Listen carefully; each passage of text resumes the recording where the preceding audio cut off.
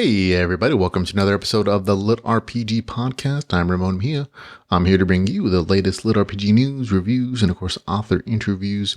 This week is episode number 216 of the show. And we're back in our regular green screen broadcasting system. Lighting's a little bit different, but we've moved from one location to another. So we're not in hotels anymore for a little bit, at least until the next convention we go to. But I have 5 new LitRPG reviews just for you folks at home. And that's going to include Aether's Blessing, Aether Revival, book number 1. This is the new series from Daniel Schinofen. We also have Dragon's Mist, a 4X strategy LitRPG series. And Waking Up in Arcania, a LitRPG GameLit fantasy adventure, non-player character, book number 1. So there we go. Then we have a couple of reviews from Ian Mitchell this week, The Dungeon Fairy, and Universe Storage Box number 9. So all kinds of great stuff for you. But before we get into any of that, we'll of course go into LitRPG news.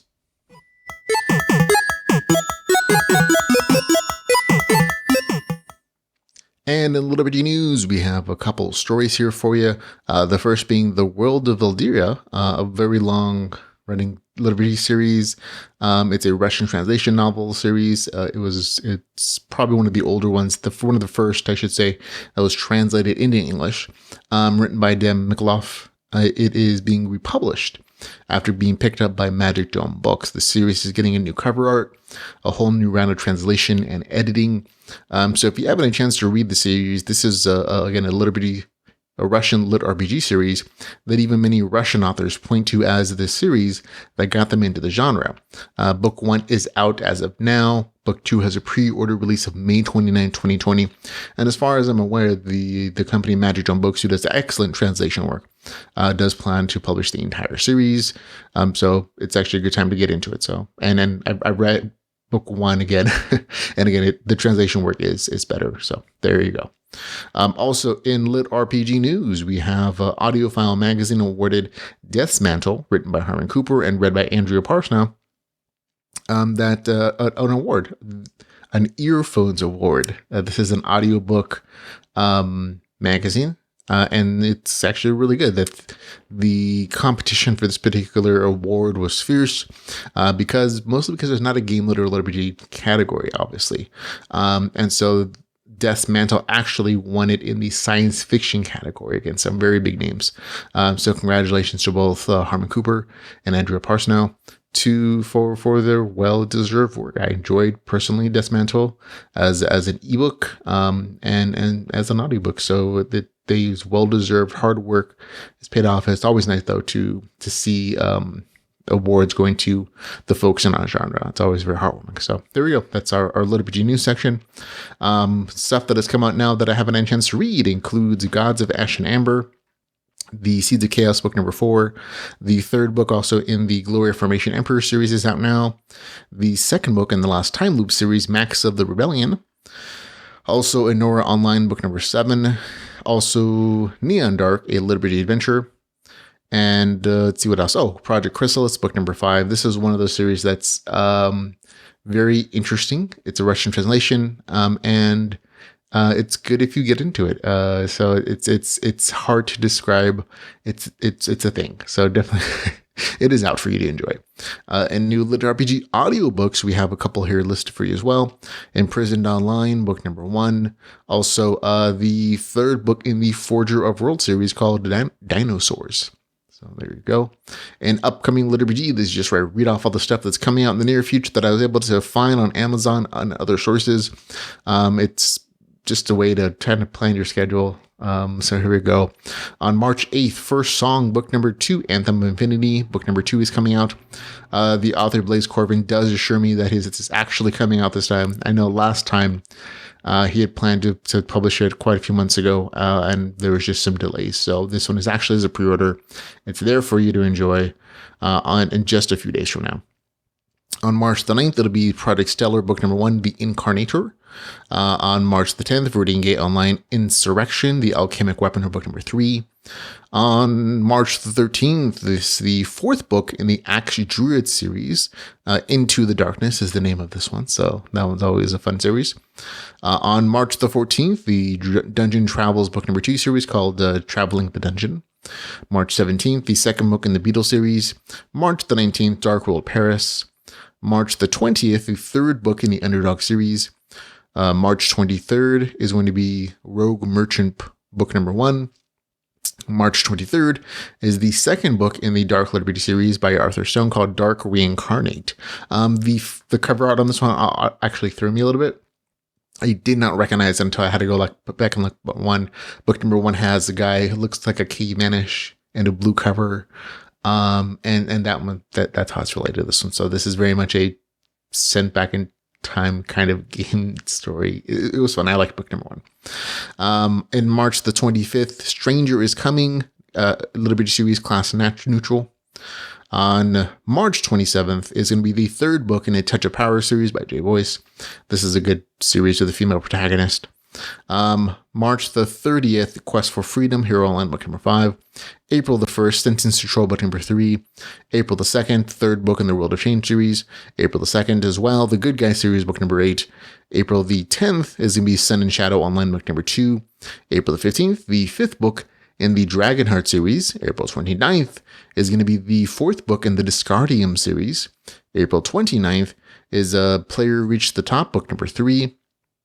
April the 30th as well is going to be Legends Online book number 5. May the 1st, Arcania Online book number 4. May the 5th is going to be Aberrant Quest. May 31st is The Path of Alchemy, Glory Formation Emperor book number 4. And June the 9th is going to be Reality Benders book number 6, which I'm genuinely looking forward to. And I really love the cover art on this one in particular. So there you go. All the stuff that I know is coming out in the near future. On to new releases and reviews.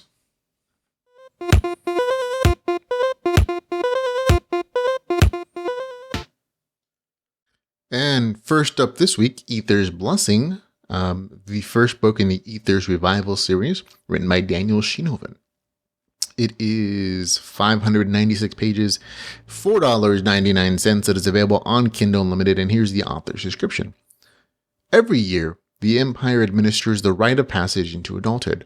That rite serves to identify those blessed by Aether to become magi. The new magi are shipped to the Academy to learn the arts of magic. The Academy is a dangerous place. Tournaments held twice a year can cripple or kill the students, and the clans of the Empire will go to great lengths to recruit the students they want. Gregory had one dream: to become a magi like the legends of old. Though he was ridiculed by the residents of the village and his unsupportive father, he never wavered in his dream. Would his age day bring the fruitions of his dream, or would the reality come crashing down on him? And it warns, this book contains adult themes, and that's absolutely true. Full disclosure, I received an advance copy for review. Purchased a copy when it became available. This is just hands down a great series. A great story, rather. It's a slice of life, cultivation, has a magical academy element to it, and light RPG progression on the cultivation side of things. I knew it was a great story when I just didn't want to put it down, though. Like there's just like a lot of subtle things. I give a lot of like good scores, 7s out of 10s, right? What it takes to get an 8 is just something special. The story has to grab me and not let me go.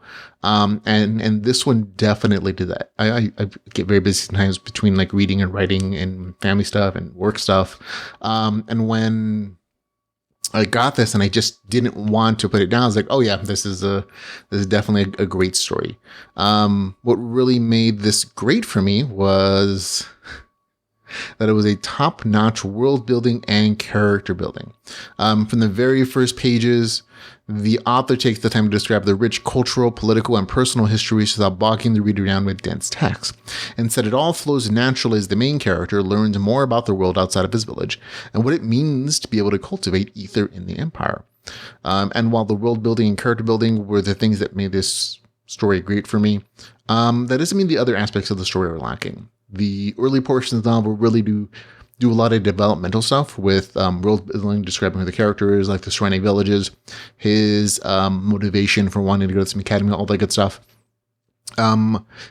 And the mid story is mostly about the development of his magical abilities and kind of building the magic system here, the based on Aether and cultivation. It's really about the Magical Academy stuff. And then the end story, there's like a ton of good action there. The last quarter, 35% is really a lot of actiony stuff. So you're definitely going to get some action. In that first and mid section, there are some sparse action scenes, so it's not unactiony at all, but it focuses on other things to develop the story. In the novel, those are also elements of intrigue and faction politics that anybody who's ever read a Wuxia or a cultivation story should be familiar with. All that is here, and it's really interesting. There's a lot of like layers of stuff, and of course, there's also love and romance. On the progression system side of things, the RPG stuff, it takes a little bit for that to show up at all, and that's probably if somebody wants something really super crunchy with numbers and notifications and levels and stuff, that's not going to be the story. It's definitely the lighter side of things. And even that aspect of it takes a little while because it doesn't start until he starts getting to the Magical Academy, which is about, I think it's like 15-20% of the novel. So it's going to be a little bit of a world building session between that.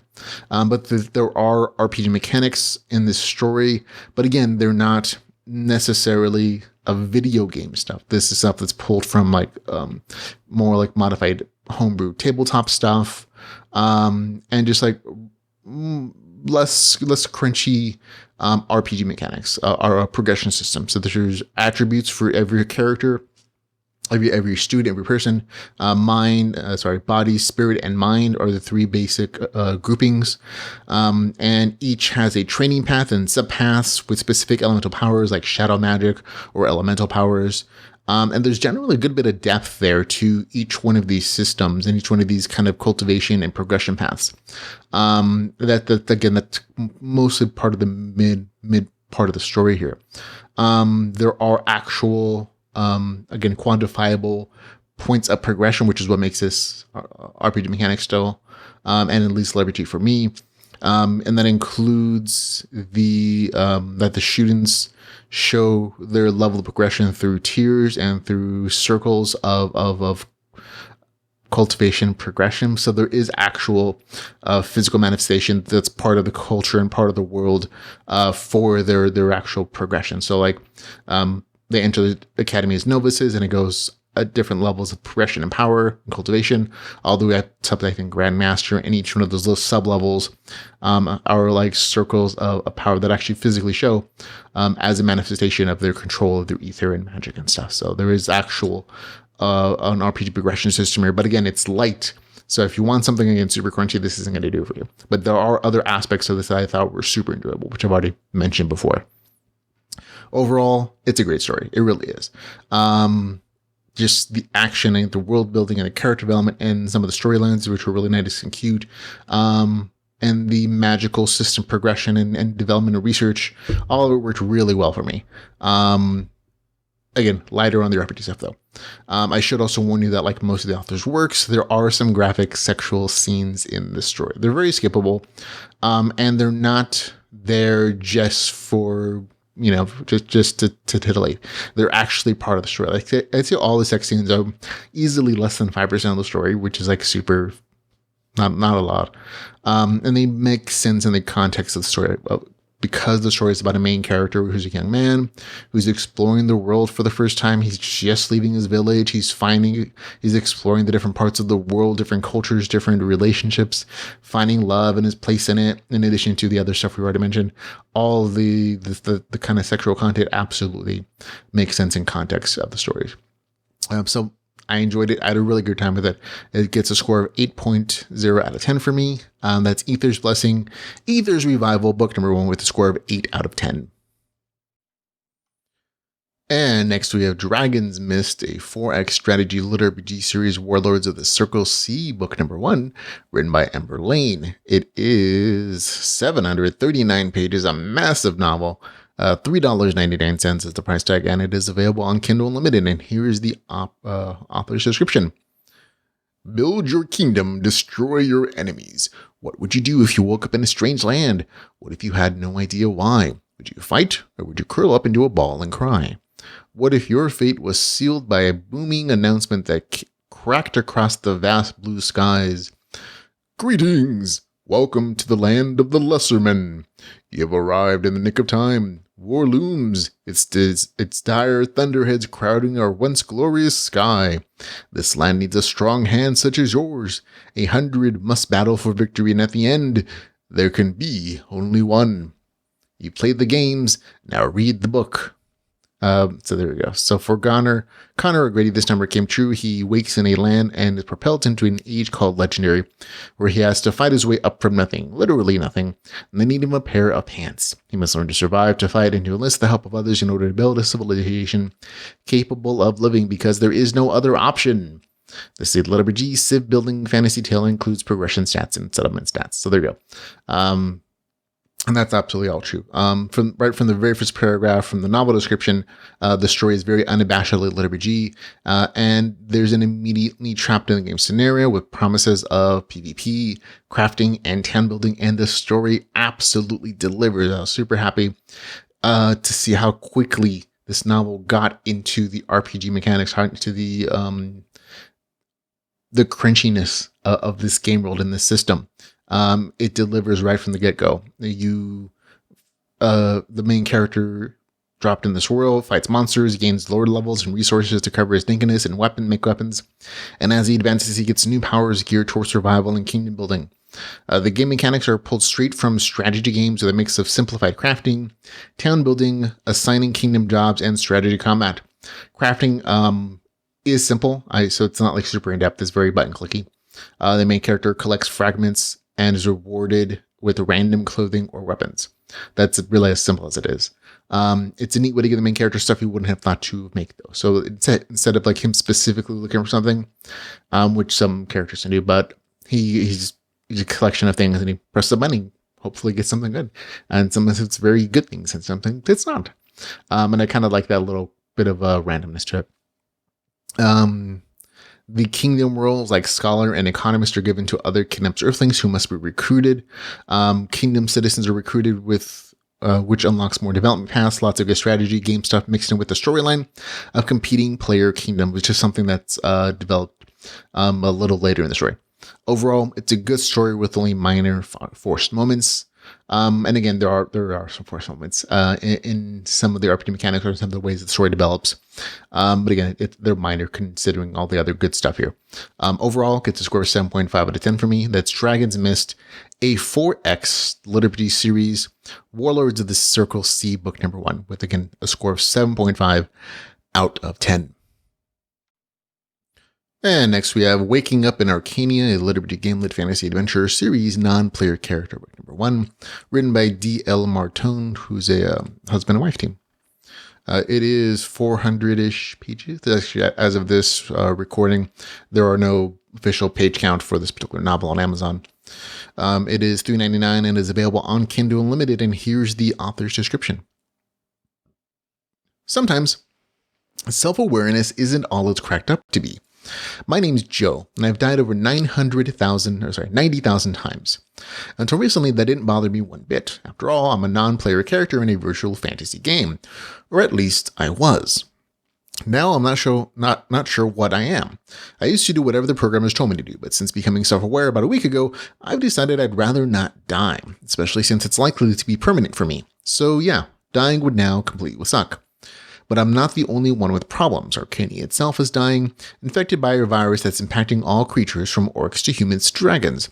Nobody is safe, including those outside the game in the so-called real world. The only hope, with a small party of fellow adventurers, both PCs and NPCs alike, I must journey across Arcania, find the cure, stop the spread of this terrible plague, and hopefully save both worlds. So there we go. And then there's some extra stuff about how amazing this is, and I'll leave that to your judgment. This is a LitRPG cyberpunk story from a perspective of a newly awakened NPC. The first 5% of the story is the main character essentially complaining about the ineptitude of the groups, trying his quest, and his inability to do anything not pre-programmed. So you're really just getting the main character's internal thoughts and seeing him follow his scripted programming. Then when an update gives him autonomy, the story describes all the things he's never done, like eat, sleep, buy weapons, have a random encounter or fight. It's not exactly riveting stuff. I mean, it's not terrible, and it serves the purpose of showing that the main character is getting these new experiences as a newly awakened and newly autonomous NPC. So there's kind of a purpose there. But I'll be honest, the first like 5-10% of the story is not super interesting on its own. Like the dialogue is fine, and some of the snarky humor is okay, but it kind of sets an example of what a lot of the story is going to be. And from there, the story does get a little more interesting after about the 10-15% mark. It's the main character trying to solve the mystery of why he became so self-aware and why the game world is changing the way it is. So a lot of the story is really about, besides the general action adventure stuff, and the questing is the cyberpunk storyline of the world being influenced by this virus, and this is part of the novel description, so I'm not really spoiling anything. This virus that's affecting the game world and affecting players and AI NPCs. And so the main character is, along with some other people, trying to discover how to fix it, how to solve it, and the quest includes that go along with. I will talk about in a second, but that's essentially what most of the storyline is. I'll be honest. I've read a lot of literature. We've done over 1,000 reviews, and there are very few that have mixed the LitRPG elements well with the cyberpunk kind of sub-storyline, which is what this has. And unfortunately, this one isn't one of those that did it well. The cyberpunk element is, again, a virus that is harming players in the real world and can only be cured by something in the game, which can be only found through a series of high-level quests. So people are getting sick and dying from something to do with the game. It's not really explained how this works. But instead of sending the cure to the police or the game company or a trusted source, the programmer of the game makes self-aware AI NPCs and asks them to risk their lives to find it. And that just didn't work for me. It really didn't make sense on a fundamental level of like, so you're saying this guy, even though, there are story things that prevent him potentially from doing that, he had enough time to program a message into the game telling people that the NPC characters, I've hidden the cure in the game somewhere, that he didn't have time and he didn't have the forethought as a genius programmer to, I don't know, give the program to somebody he trusts or to a safe deposit box or a lawyer or, any number of agencies, especially when these negative things are happening in the real world. And that's one of the things that part of cyberpunk and part of the cyberpunk storylines that just never really mesh well. Like as part of what cyberpunk is, at least for me, is that there is a system in place and something goes wrong with it. There's a fundamental crack and flaw, and people are exploiting it or some way. And so it becomes about kind of going around the system or breaking the system in a respect. And that's definitely part of the cyberpunk kind of theme, which is perfectly fine if that's the story you're interested in. But for me, what I love about LitRPG is the fact that the game mechanics and the game world are reliable and they're important and they're stable and they're as reliable and interesting as physics or a magic system, right? And so the conflicts between on a storytelling basis of breaking the system and a system being flawed and being able to be exploited around the rules and the mechanics makes that RPG stuff that should be dependent on less important, and it makes it, because it can be broken, it can be circumvented, right? And so that's why, for me at least, I've seen very few stories that have combined that well. And in this particular case, like with a lot of cyberpunk stories, very predictably, the story breaks the game rules it establishes to push the kind of cyberpunk storyline forward a little bit. So I'm like, okay, so those were issues for me. I did genuinely like some aspects of the story. I liked the idea of reading a LitRPG story from the perspective of an NPC. I've read it, I've seen it before, and it's usually a very interesting journey in that you're getting a different perspective on the world.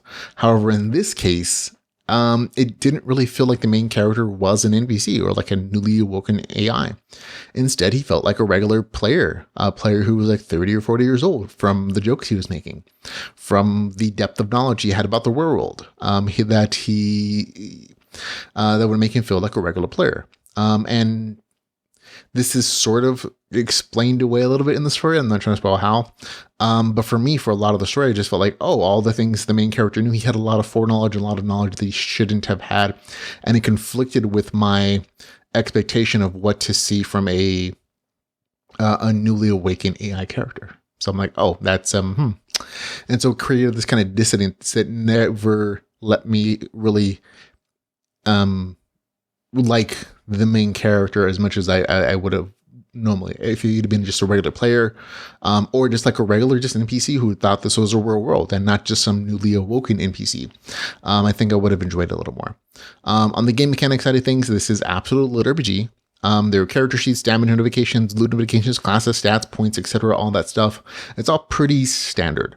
The game world is supposed to be an MMO, but some of the mechanics feel a little more tabletop inspired with lower HP values, combat rounds, success, failed attacks, notifications like that, even though some of the notifications kind of disappear after the 33% mark because the game world enters a real world mode, which I kind of suspect that it was more along the lines of the author got tired of writing all those combat notifications, which is perfectly fine. But that's like I said, this is absolute LitRPG. The technical writing and the action scenes in the story are perfectly fine. There's a nice snarky sense of humor I liked. But the Cyberpunk storyline didn't make sense to me.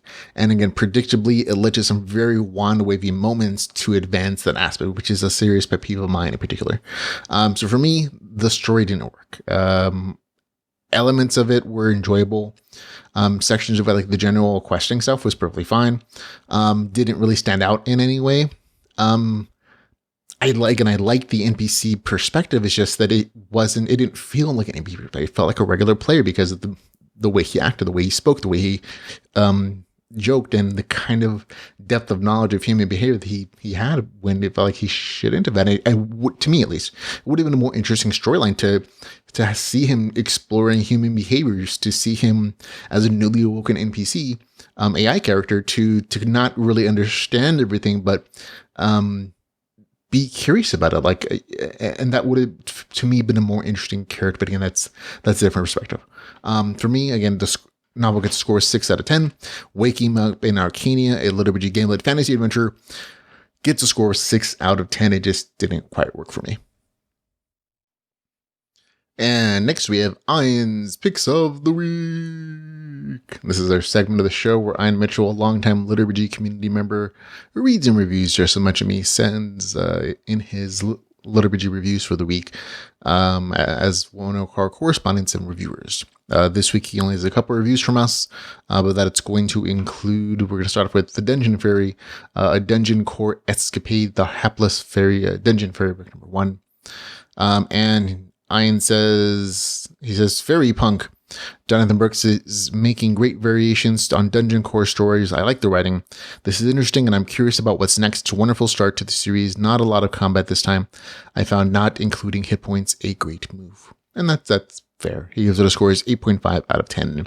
For again, The Dungeon Fairy, a dungeon core escapade. Yeah, Jonathan Brooks really found his niche in dungeon core stories, and he's putting on a lot of them. And each series, each book gets better and better. So I'm sure it's a good story. Next is going to be, here we go, Universe Storage Box, volume number 9. And he says, Into the Game World. He also wanted me to note for you guys that there are translation issues for the story. Apparently it's an online serial somewhere, and it's being translated and published from there. So there you go. He says, Wong Feng finally gets to visit the game world. Pretty much a total cheat character. We never see a statue, but he levels, starts in a beginner village, makes a guild. All this happens mid-book. The obvious harem is finally starting. No explicit sexual content or languages other than violence. I've enjoyed the series. His magical box trades items with other worlds, largely based in and on popular stories. gives it a score of 7.8 out of 10. So that's Universe Storage Box, volume number 9, with a score of 7.8 out of 10. So there you go. So those are the 2 reviews from mine this week. I haven't read either one. I know Jonathan Brooks' work. Good stuff. I haven't read the second one, Universe Storage Box. Nice cover, though. And this, as a translation issue, sometimes there are things that are interesting in other cultures, as well. I see why it could be appealing to a lot of different readers. So there we go. That is it for the show, ladies and gentlemen. Thank you very much for listening, for watching. Remember, you can follow us on Facebook, on Twitter, on YouTube, and on Patreon. We have a bunch of places you can follow the show, help to keep the podcast free, ad-free. And we'll also have links in the show notes for a bunch of places where you can hang out with LitRPG authors and readers and get recommendations and a bunch of other cool stuff. Of course, if you want to support the podcast in any way, shape, or form, you can find out all the ways to do so at litrpgpodcast.com/support. So again, thanks for hanging out with me this week and for today. Until we can hang out again, folks, remember to go read some LitRPG. Goodbye, everybody.